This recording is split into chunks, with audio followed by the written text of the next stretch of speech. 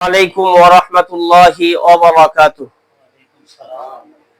إن الحمد لله والصلاة والسلام على رسول الله. أما بعد فأعوذ بالله من الشيطان الرجيم. بسم الله الرحمن الرحيم. وننزل من القرآن ما هو شفاء ورحمة للمؤمنين. صدق الله العلي العظيم وصدق رسوله النبي الكريم. ونحن على ذلك من الشاهدين والشاكرين والحمد لله رب العالمين. কাছে কিংবা দূরে, দেশে কিংবা প্রবাসে, যে যেখান থেকে আমাদেরকে দেখছেন এবং শুনছেন, সবাইকে আন্তরিক ধন্যবাদ এবং মোবারকবাদ জানাচ্ছি। আজকে আমরা মাগরিবের নামাজ জামাতের সাথে আদায় করার পরে আমরা সুন্দর একটি পরিবেশে কসবার প্রাণ কেন্দ্রে অবস্থিত কসবা সরকারি হাসপাতালের অপোজিট, কসবা হাসপাতালের পশ্চিম পার্শ্বে কমফোর্ট মেডিকেল সেন্টার, সুন্দর একটি হসপিটাল আমরা এখানে আসছি।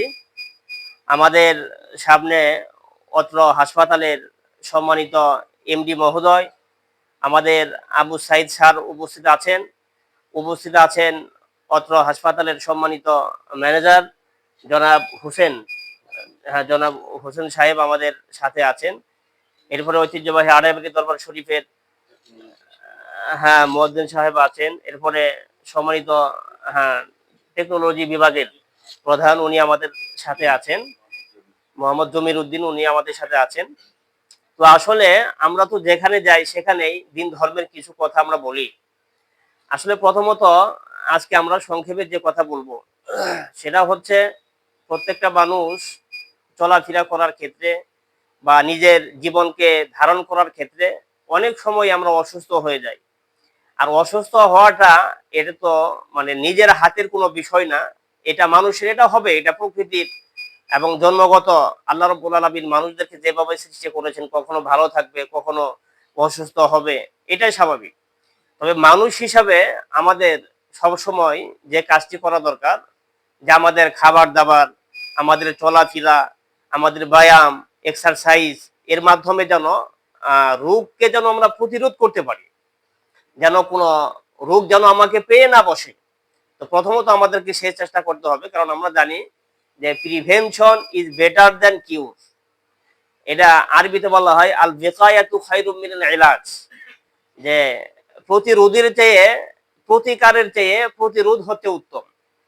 অর্থাৎ আমি যখন অসুস্থ হয়ে যাব, আমি ডাক্তারের কাছে আসবো, ক্লিনিকে আসবো, হাসপাতালে আসবো, এটা তো ঠিক আছে, কিন্তু প্রথমে আমাকে চিন্তা করতে হবে আমার খাবার দাবার, আমার চলাফেরা, আমার এক্সারসাইজ, আমার ব্যায়াম, আমার শারীরিক গঠন, সবকিছুর ক্ষেত্রে যেন অসুস্থতা যেন আমাকে পেয়ে না বসে।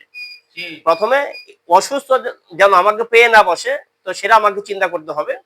এরপরে যখন আমরা শারীরিকভাবে বিভিন্ন সমস্যার জন্য যখন ডাক্তারের কাছে যেতে হয়, হাসপাতালে যেতে হয়, তো তখন তো সেটা যেতে হবে। এটাও মহাগ্রন্থ আল কোরআনের নির্দেশনা, এবং বিশ্বনবী রাসূল কারীম সাল্লাল্লাহু আলাইহি ওয়াসাল্লাম সেই বিষয়ে আমাদেরকে নির্দেশও দিয়েছেন যে যখন তোমরা অসুস্থ হয়ে যাবে তখন ডাক্তারের শরণাপন্ন হও, এরপরে তোমরা চিকিৎসা গ্রহণ করো।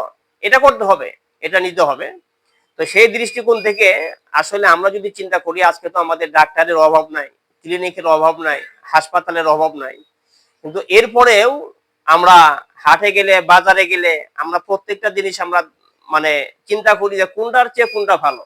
তো যেটা ভালো আমরা সেটাই কিন্তু চয়েস করি বা সেটা আমরা নেওয়ার চিন্তা করি। 5টা দোকান থাকলে তো যে দোকানের জিনিসপত্র ভালো মনে হয়, তো সেখানে আমরা বারবার যাই। তো অনুরূপভাবে যে চিকিৎসা, যে ডাক্তার, যে চেম্বার, যে অফিস, যে হাসপাতাল, যে ক্লিনিক আমাদের কাছে ভালো মনে হয়, আমরা সেখানে যাই। তো সেই ক্ষেত্রে মোটামুটি কসবাতে মোটামুটি 3 বছর যাবৎ প্রতিষ্ঠিত এই কমফোর্ট মেডিকেল সেন্টার যেটা প্রতিষ্ঠিত হয়েছে, আলহামদুলিল্লাহ, এটা যতটুকু জানতে পেরেছি গুণে মানে সব দিক থেকে আলহামদুলিল্লাহ, নামেও যেমন কমফোর্ট, কাজেও তারা কমফোর্ট, আলহামদুলিল্লাহ।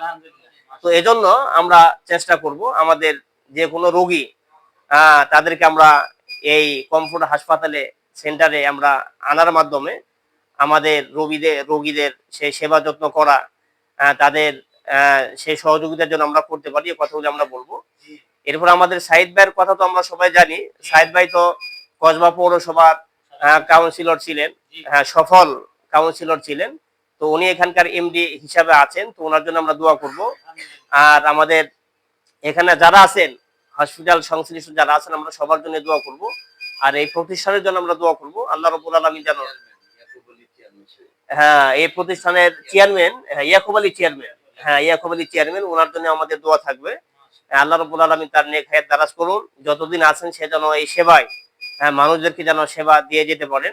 আমরা সবার জন্য সে দোয়া রেখে আবারও যারা আমাদেরকে দেখছেন এবং শুনছেন সবাইকে আন্তরিক ধন্যবাদ মোবারকবাদ জানিয়ে আমাদের সংক্ষিপ্ত আলোচনা শেষ করছি। আসসালামু আলাইকুম ওয়া রাহমাতুল্লাহি ওয়া বারাকাতুহু।